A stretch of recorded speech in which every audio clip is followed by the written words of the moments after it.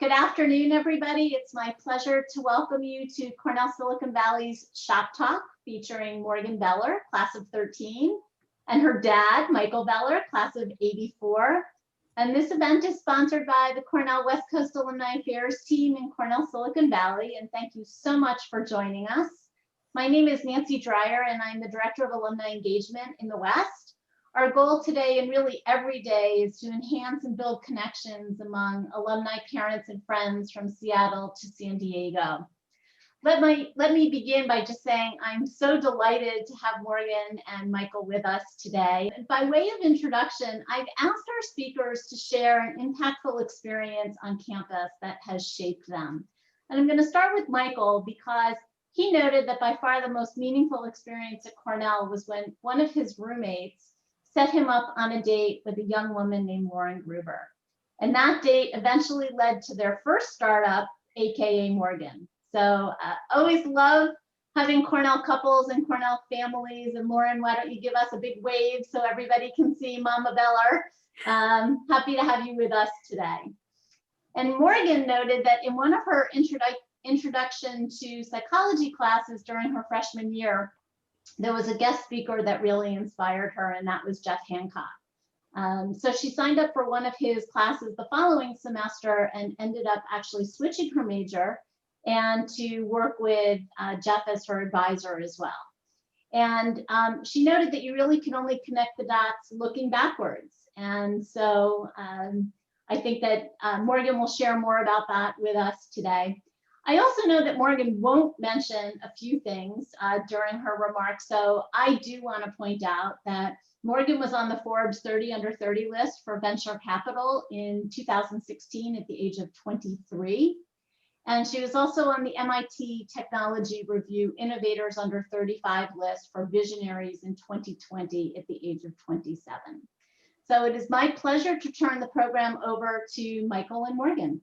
Yeah, thank you, Nancy. So picking up on the theme that Nancy mentioned in terms of, referring to Steve Jobs' famous commencement speech that you can only connect the dots looking backwards, I thought it would be interesting to sort of talk about your dots, Morgan, and starting with the dot of how did you end up at Cornell? What drove that decision early on?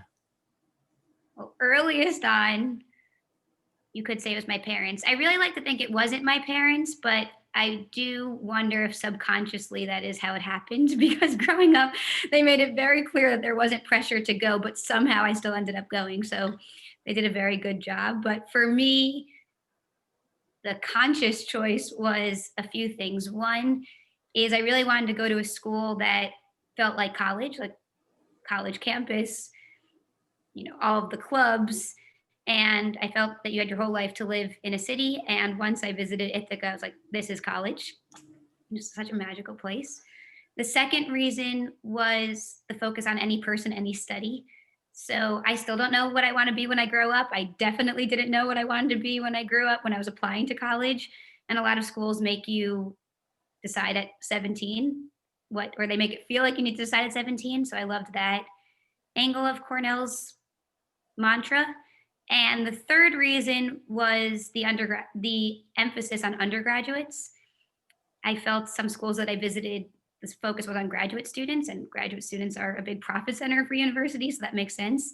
But Cornell really felt like it was an undergraduate first university. So the combination of those three things led me to Cornell. And the Cornell Dairy Bar was a huge selling point when we visited.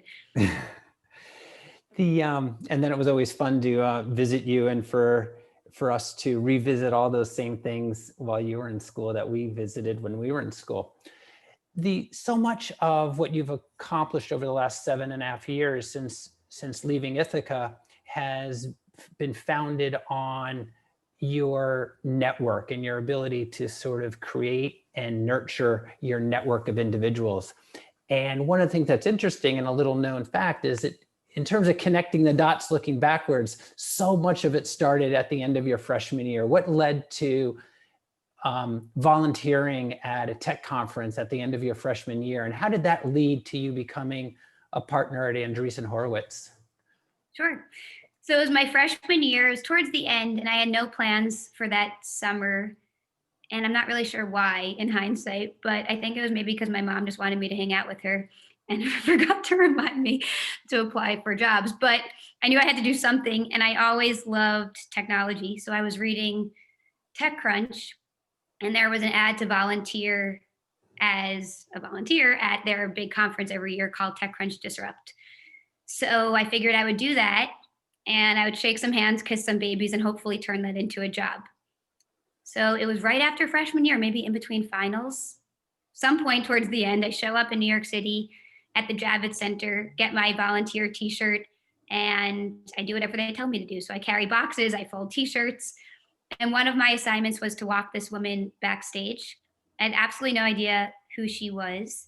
And our first conversation instantly kicked off as very atypical in that she asked me what classes I took, what grades I got on my finals, what I wrote my research papers on, how many siblings do I have? It was like a whole psych interview. And at the end of that, I gave her a business card that my dad and I, thanks Dad, actually printed out and cut out on computer paper, I think the night before. I don't know if you remember these. They had QR codes on them. And I handed one to her, which in hindsight was pretty embarrassing. We should have at least used thicker paper.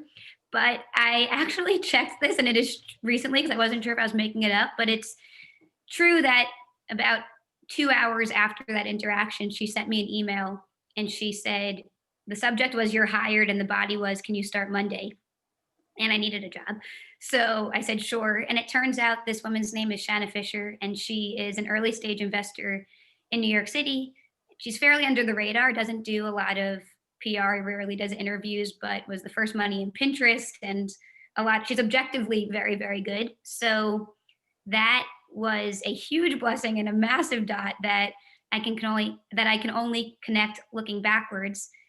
And I'm very grateful for her for many reasons, but one of which was she felt very strongly that summer it was important to see both sides of the coin, so both the investing side and the operator side. So 3 days a week, I worked in-house for her on the venture fund, following her around, taking pitches, doing whatever she asked. And 2 days a week, I worked in-house at portfolio companies. So that was like a very special experience. And then to the point of how the dots got connected later, fast forward 3 years, I was interning at eBay and I was supposed to go back to school for a master's degree. And I got an offer to stay at eBay and not go back to school. And I wasn't sure what I should do. And she's the chair of my personal advisory board, which we might talk about later if I had a hint of the questions. And I called her and I said, what do I do? Do I go back to school? Do I not go back to school? Do I join eBay? Do I not join eBay? He said, hold on, my friend will call you in 5 minutes. He used to work at eBay. He has a much better idea. So 5 minutes later, my phone rang and it was this guy, Chris Dixon, who I'm a nerd, so it was like Justin Bieber calling me. And he was and is a general partner at Andreessen Horowitz. And I remember he said a few things to me, including the CEO of a big company only has 3 things that he or she wants to get done every year, and he or she will likely only get one of those things done every year. And if you're not working on that one thing, you will be very frustrated. But why don't you come speak to us? And maybe there's an opportunity for you to work here at Andreessen Horowitz. So 6 days later, I got an offer to join the firm the same day that tuition was due at Cornell. And I called my parents, thanks Mom and Dad, and told them I was not going back to school. And then I called one of my best friends. Nancy's son is one of my best friends, and Rick Lieberman's son is my other best friend. And I called him and I was like, we need to find an apartment. I'm staying in California. And that's kind of how it all happened. But that has obviously since snowballed into the past 8.5 years, but would not have happened if not for that first volunteer experience after my freshman year. Yeah, that's great. I think that really speaks volumes to the way that you maintain relationships and talk. You mentioned your personal advisory board, and Shanna is certainly on that. But I think that's an important concept that others have talked about, but you've really sort of cultivated that and continue to do that. How has that helped you maintain relationships, but also in addition to the example you just gave, how has that helped you, and any recommendations do you have for others on how they can build and maintain and nurture their personal advisory board? Absolutely. So it was another Cornell alumni named Caitlin Stramberg who initially gave me the idea of a personal advisory board. And this was years ago. I forget the context in which it came up, but the rule is that it cannot include any family members, because family members are always rooting for you and will help you regardless. So the rule was, collect other Pokemon throughout your career that are rooting for you and that you think can help you in various ways. So one way I think of it is almost like a cabinet of lieutenants, where there's various functions for different people. So try to get people maybe that you've worked with in different jobs, or maybe people in different disciplines, or maybe some people from Cornell, some people not from Cornell, but make sure that everyone adds a unique element. So as I mentioned, Shanna was the first member of my personal advisory board. And then over the years, I've accumulated several others. I actually do keep a list, and they get called on at various moments. It's not a written agreement that they sign, but whenever I'm contemplating a life choice or a career choice, I reach out to them and I just let them know, by the way, you're on my personal advisory board. I hope that's okay. I didn't ask. And I think the most powerful thing is that people like to feel like they are a part of your story. So you're kind of giving other people both ownership and accountability in your story, so they feel like your success is their success. And that has been both powerful and very helpful so far. Yeah, and I think one of the interesting things and one of the takeaways that I remember is these are all casual and informal relationships, but yet they're explicit, where you have noted to people in a kind of fun way, you are on my personal advisory board. And there might even been a time or two where you've asked someone, hey, can I include you on my personal advisory board? So although it's informal and casual, it is explicit. And I think that's a really interesting lesson to sort of take away from that. We want to get back to some of your venture activity, but I think the other interesting thing that we talk a lot about entrepreneurship, and entrepreneurship can be starting your own company, but also the idea of intrapreneurship. How do you innovate within large organizations? And starting with Shanna, you spend time on the operator side as well as the investor side, and then in Andreessen, certainly on the investor side. But then you spent years at Medium, or a year at Medium, and then several years at Facebook, where you were really the instigator for change and a change agent. What lessons did you learn about being an intrapreneur at these large organizations, including Facebook, where you were not tasked with the idea to initiate blockchain and crypto events, but you led that, you planted the flag and led the charge? What lessons did you learn there? The biggest lesson, someone asked me this recently and it made me reflect, that the biggest lesson is the worst case is someone says no. I was speaking to a group of women at Novi, like the Facebook crypto wallet. And it was about, people sometimes being sheepish or having ideas, and how do you get them heard? And the worst case is someone says no, or the worst case is someone doesn't answer your email. So to my dad's point, when I joined Facebook, I realized that there was no one working on blockchain, crypto, decentralization, whatever today's noun is. And I personally believed that there should be people working on that. So I kind of just ran around like a chicken without a head and a hammer in search of a nail for 9 months, emailing anyone that I thought might be interested in the topic, and showing up at people's offices who I thought might be interested in the topic. And the worst case was people said no, or people didn't answer. But the best case was some people did answer. And that's led to a wild 3.5 years. The other lesson is innovators' dilemma is real. There's a Clay Christensen, may he rest in peace, the former Harvard Business School professor, who wrote about the trials and tribulations of big companies trying to do innovative things. It is real. It is hard to push a boulder uphill, but it comes with some perks as well, in that you get budgets that you don't have access to at a startup. You get access to a certain reach of users that you don't get access to at a startup. So I would say there's definitely pros and cons to entrepreneurship versus entrepreneurship, but you have to try. Oh, that's great. So before we open it up to questions, and by the way, I think people can start asking questions in chat. Is that correct, Nancy? But I wanted to ask one more question about the next dot on your path, which is now you're joining NFX as a GP. So tell us more. Oh, one interesting thing I think about is, one of your early bosses, Mark Andreessen, is famous for talking about how software is eating the world. And NFX has a philosophy of software, essentially software eating venture capital or innovating around venture capital. Tell us more about NFX, what you're looking for. What is NFX looking for? How do you recognize a good entrepreneur, a good investment opportunity? And what's unique about NFX? Sure. I'll try to tie all of that together. And if I miss something, let me know. There was a lot there. There was a lot there.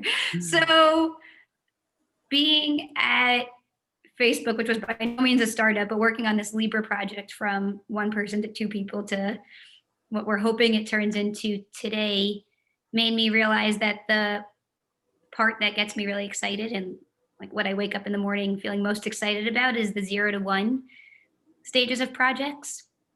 So I was not thinking about leaving Facebook or Libra. We have a lot of work to do, but I've known the NFX team for like 5+ years. And when they reached out about an opportunity, it kind of made me reflect on that, where what makes me the most excited is going from 0 to 1 and seed investing. NFX is an early stage fund, primarily doing seed rounds, where the first institutional money into companies is you just go from 0 to 1 all day. It's obviously a bit of a different relationship. You're not in-house at these companies, but you're just going from 0 to 1 all day. So the idea that that could be a job seems like a trick, but also is pretty exciting. So that's what got me to jump over.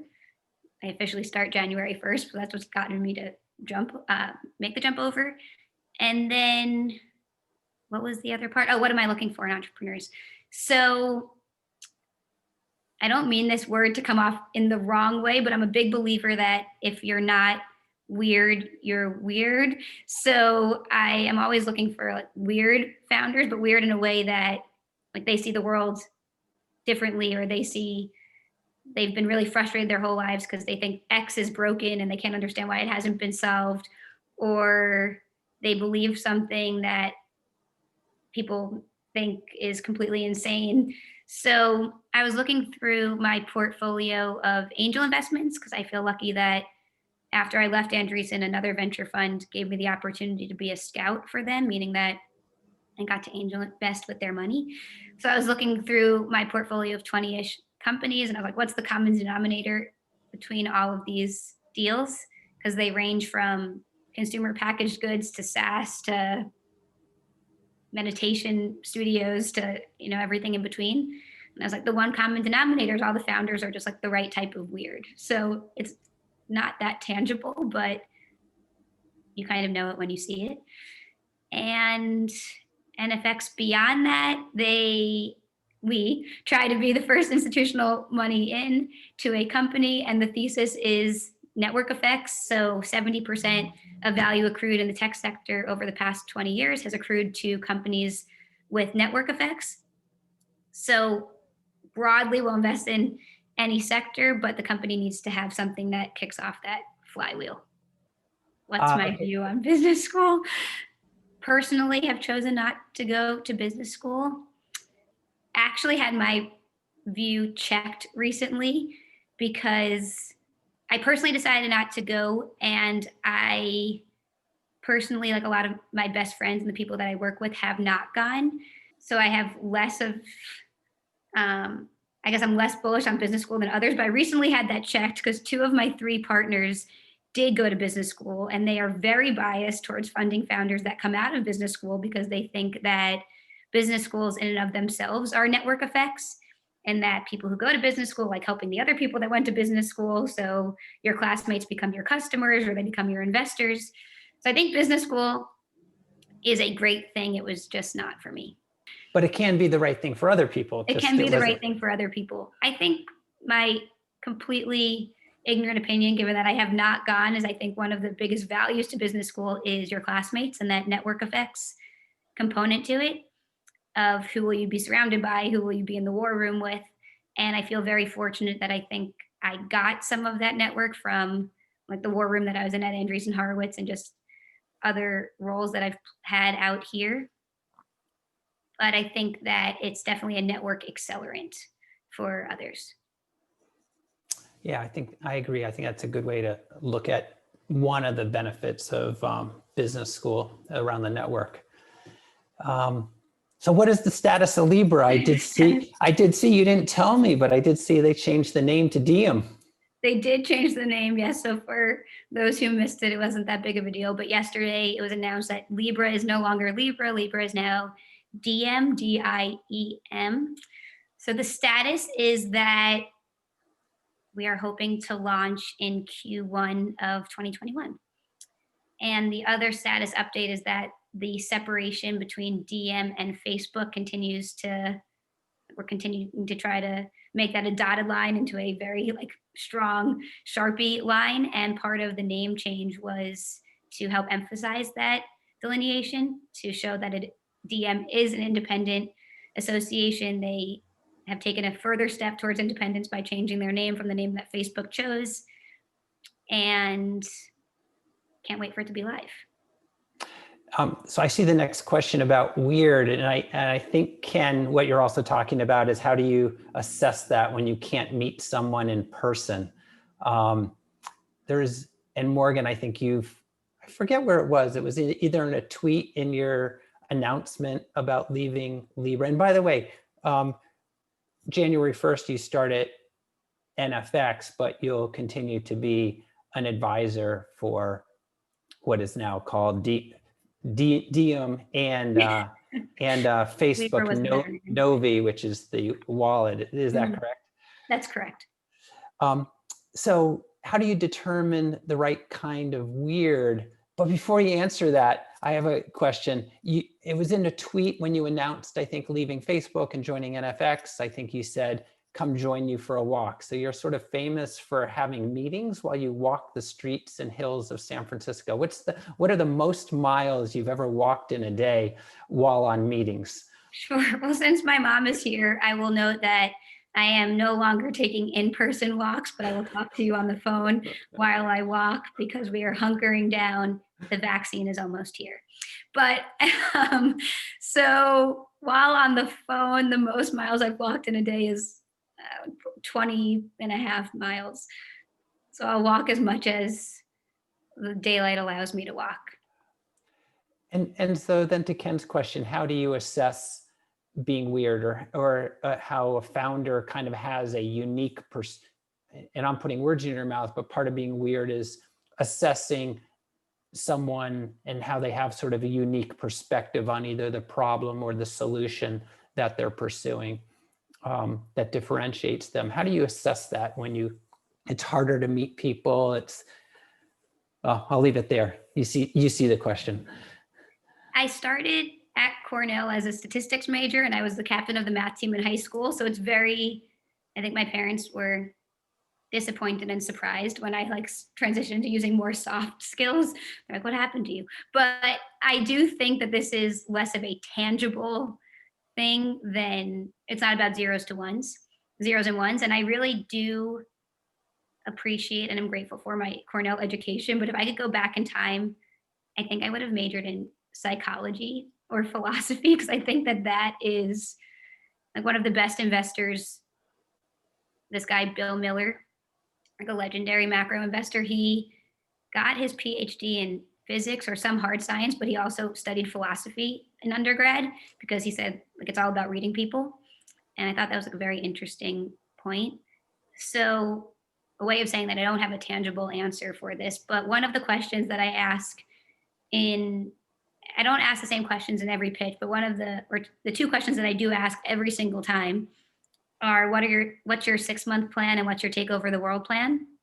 And I think that the first question, the 6-month plan, tells you if this person's living in reality. Like, do they have any concept of the value of a dollar? Do they have any concept of what timelines really mean? Do they have any concept of what it means to hire people? And do they have any ability to see tangible short-term milestones?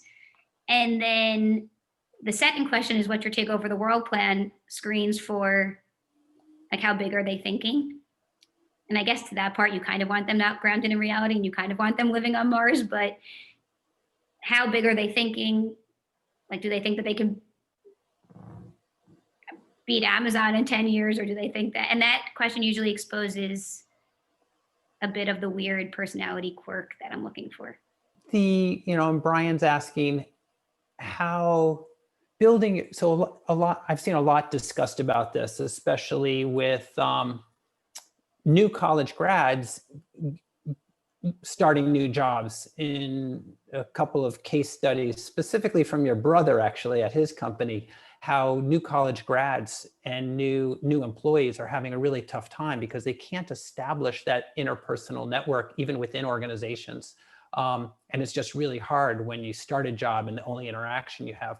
How is that changing? So to Brian's question, how has networking changed? And what thoughts do you have there, especially since a lot, and I guess this is really a question for you, Morgan, too, because so much of what you've been able to build is based on networking, and so much of your networking was going to events and going to dinners and going to different companies, and one intro would lead to another, and there'd be the serendipity of introductions and connections. That kind of serendipity has been lost. So that's part of my own commentary, but this is really the question for you. How do you think that's changed, and how do you plan on continuing to nurture and build your network, and how should others think about that in the time of COVID? Yeah, that's exactly how I've been phrasing it. I don't know if I got that expression from you or you took it from me, but the part about serendipity, like, that seems to be the biggest change in COVID. Like, you wake up and you know exactly what's going to happen every day versus, like, you're not bumping into someone on the street. So I don't have a great answer for that right now, which makes me a little sad, in that it's mostly one-to-one communication now, whereas you go to a party or a cocktail party or a Cornell event and it's one-to-many. So network effects played at a different scale.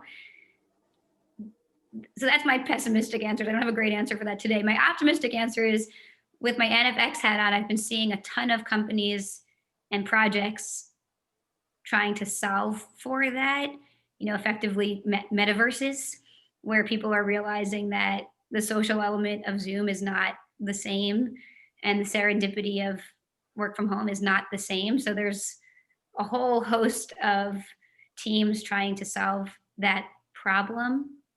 Like, there's one called Nooks that's taking off on college campuses, where it's like Zoom, but for students, and that you can, like, hang out in the library, and then you can see, like, everyone else that's in the library, or you can hang out with just the people that are in CS 210, or if that's even still a class, and you can, like, then pair off and go do study groups. So,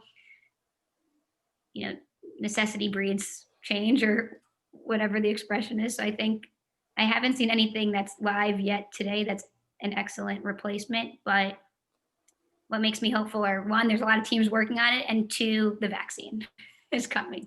We will be back soon. So, and then the last thing the last point is, in the past 2 weeks, I've seen a lot of really strong opinions and a lot of recent converts and believers that VR is finally going to happen, and that we really will all be living in the metaverse like Ready Player One. I don't know how I personally morally feel about it, but I think that's going to be a whole other level of, networking with your avatar on, that will probably come in the next few years.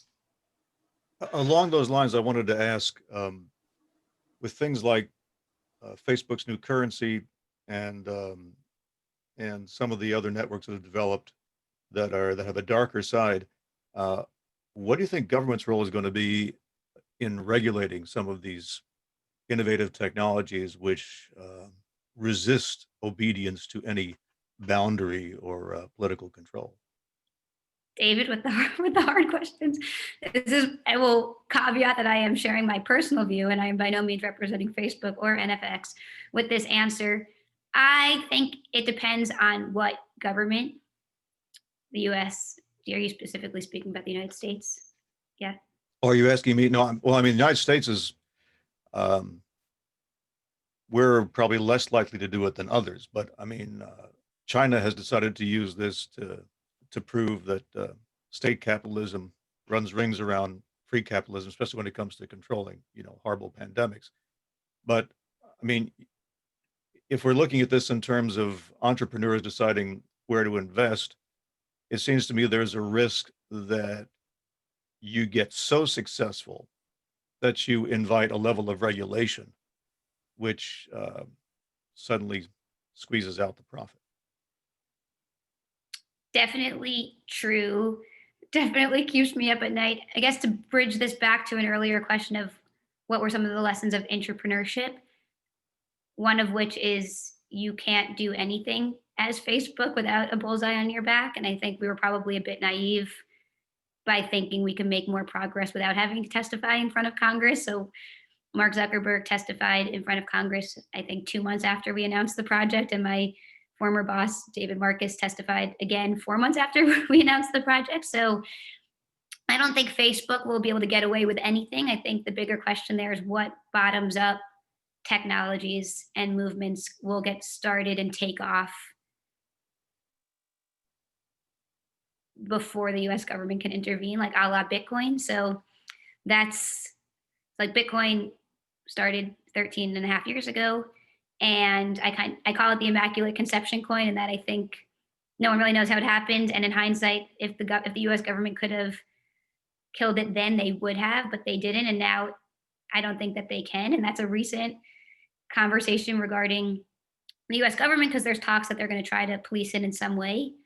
And that would obviously really hurt Bitcoin, but I don't think that they can completely kill it because it's taken off in this decentralized way. So the short answer is big companies will get away with nothing, and it will be interesting to see what takes off bottoms up. But it will also be interesting to see how progressive and future thinking the United States is, because I think some of this is inevitable. And I think depending on how policy goes, they are either going to make sure that the US has a seat at the table or we will lose to China. So it's a personal view. So we'll see. So building on that, and I know you've, in both discussions, I think one of the meetings you had in Washington and other things, you have a lot of views on China and what they're going to do with their own central bank digital currency. Do you think, picking up on David's question, do you think do you have a prediction whether the US will react to China's CBDC, central bank digital currency, or do you think we'll get out of our own way and be a leader? I don't mean to be negative. I personally think it's too late, and that we're living, China's playing chess and we're playing checkers. So for those who aren't familiar, China's announced that they are building a digital currency. They've been working on this for 5+ years and have over 1,000 engineers on it, and the US has 0. So there's ways for the US to catch up if they embrace technologies that have been developed by others. And that was definitely an angle we tried to get across with DM, formerly known as Libra. What was disappointing as an American is that you could say the only two things that unite both sides right now are fear of China and hate of Facebook. And as an American, you would hope fear of China supersedes hate of Facebook, but it doesn't appear that that's true. So it would need to probably be another project for which there's some candidates, but China's digital currency definitely scares me. And yeah, I believe China obviously wants to be the reserve currency of the world, because that's a pretty powerful position to be in, and they see a digital currency as their way to get there. And I do not think the US government is thinking with the same, from meetings that I've been in, with the same foresight, unfortunately. So I'm pretty negative on this topic. I don't mean to be doomsday. Well, so that's a big rabbit hole to go down in terms of central bank digital currencies and China versus the US versus others. Let's go back. I don't want to miss out on some of these questions. We only have 5 more minutes. Do you see, Steve asked, do you see any disadvantages coming from Cornell? And I think your answer is going to be that it was an advantage, but I'm putting words in your mouth. How do you see Cornell alum in the Bay Area competing, I guess, if you will, to Steve's question, compared to local schools like Stanford and Cal? I have never been as appreciative of Cornell as I was after moving to California. So my parents, who very excitingly have since migrated to California from New York, but for the first 6.5 years I was here, they were not here. So I had no family. As I mentioned, Rick's son, Michael, was my only friend, I would say, in our larger friend group from college of, like, let's say maybe there were 100 people socially we would see at various parties. The two of us were the only ones who didn't move to New York afterwards. So all of my friends initially were Cornell people who I didn't necessarily know at school other than Michael, but just through the network, you trusted Cornell people. Like our third roommate was this other guy who went to Cornell who we didn't know at school, and then our friend group kind of went on from there. And since then, so this was 8.5 years ago, I've been very pleasantly surprised to see how many Cornell people have since migrated out here. So both people from our class, we were 2013, who have since moved out. And also I just see like an increasing number of the graduating classes coming out to California, which I guess Nancy is nodding her head. I'm very lucky in that somehow all of my best friends have personally chosen to move out to California, like Nancy's son.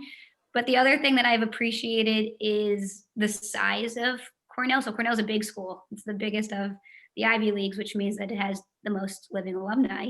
So the network effects there's just so many people that went to Cornell out here. Like everywhere you go, you meet Cornell people, and Cornell people like helping Cornell people. So for example, at Andreessen Horowitz, one of their special advisors was this guy, Steven Sinofsky, who ran Microsoft for a long time, and he went to Cornell, and he definitely took me under his wing in a way that I don't think he otherwise would have if not for that. So when I stopped to think about it, like most of the people I surround myself with happen to all be Cornell alums. And I think I often talk about how my favorite type of people are like East Coast people who made it to the West Coast because like they wear black and they know how to walk and talk fast, but they chose this life. And I think the same goes for Cornell people, where like there was a certain type of us that didn't go straight to Wall Street necessarily. And we all made our pilgrimage out West, and therefore we want to really help each other and help the Cornell brand. Like this morning, I spoke to a founder who went to Cornell, and I didn't even realize he called it out. And he was older, and we didn't overlap, but it just never ceases to amaze me how many Cornell people you run into in the wild. Got it. All right, one last question. Your brother, I know you said I might be better to answer this question, but your brother refers to you as, he sometimes comments about your magic pixie dust, like you go into a room and you sprinkle your magic pixie dust. And I think this is a cute way to sort of think about how you build relationships and your network. And so I'm going to bring it back to that network. What's Drew referring to, and how do you think about his comment? And Drew is Morgan's brother. His comment about how you sprinkle your magic pixie dust and the effects that has. I won't answer that question. Maybe you can answer that question, but I will answer a different question, which I saw you wrote somewhere about. Basically, just how do you cultivate your network? And it goes to the same thing. It's true. Well, so my answer there is more about connecting dots and bringing people along for different things. So I finally feel old at 28 because there's various people who I've now worked with across multiple jobs, which is, I feel like, a sign of age. And one of the things that I try to do a lot, and I actually started this at Andreessen Horowitz as part of my job, but I called it karma points. the reason why I don't like this is I feel like it quantifies networking and the relationship management part a bit, where I think in order to do it really well, it can't feel like a science. It needs to be a bit more like an art, and it can't feel as calculated. But I did keep a spreadsheet of what I call karma points, which was every time I introduced someone to someone else, or every time I introduced a company to an investor, or every time I introduced an engineer to a startup. And the reason why I started quantifying it was because my thesis at Andreessen Horowitz was these aren't tangible things that you can quantify in the same way as like how much money we raised for companies, or how much follow-on funding a company went and got to raise. But my thesis was, if we're playing the long game and we do all of these like little karma tasks, at some point these people will come back around, because they'll think of Andreessen Horowitz first when they have a friend who's looking to raise money, or they'll think of Andreessen Horowitz first when they have a great engineer that they want to refer into a portfolio company. So I've kind of carried that thinking on to like my personal life as well, where just how many karma points can you get by connecting various dots in your network and cross-pollinate effectively. So whether that's introducing roommates or people to date, or which I haven't been as successful at as I'd like, or people from work opportunities, I think that's a great way to pay it forward and make sure you're top of mind. Wow, that's great. That's great. I really wish we had some more time, but I'd like to thank Michael and Morgan, and for all of you for joining us today. Tomorrow you'll be receiving a brief survey, and I hope you'll take a few moments to provide your input. It's really important to our team to ensure that our programs are meeting your needs, and we are right now actively working on our programming schedule for Q3 and 4. In the educational world, the fiscal year starts in July, so might be the end of Q2, the Q4 for most of the world. We're at the end of Q2 at this point, but please feel free to provide us or email us ideas for programming that you'd like to see us pursue in the future. It's really important to us. And until we meet again, I'd like to, I hope that everybody stays healthy and safe, and wishes everybody a very happy and healthy end of holiday season and into the new year. And yes, we're all looking forward to that vaccine. So fingers crossed. Thanks, everybody. Thank you. Thank you for showing up. Great to see you all. Thank you. Thanks for having me. Thanks, everybody. Bye-bye.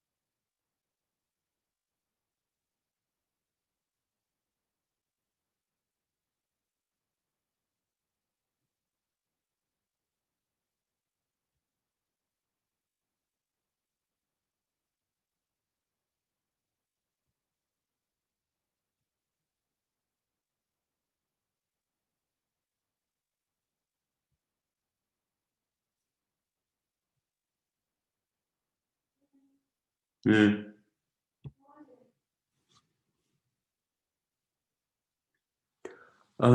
It was good. I mean, I don't know, it's way over my head.